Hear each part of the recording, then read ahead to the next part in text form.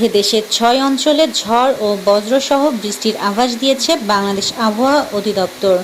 এসব অঞ্চলের নদীবন্দরগুলোকে সতর্কতা সংকেত দেখাতেও বলেছে সংস্থাটি। আজ বৃহস্পতিবার বাংলাদেশ আবহাওয়া অধিদপ্তরের দেওয়া সন্ধ্যা ৬টা পর্যন্ত দেশের অভ্যন্তরীণ নদীবন্দরসমূহের পূর্বাভাসে এ তথ্য জানানো হয়।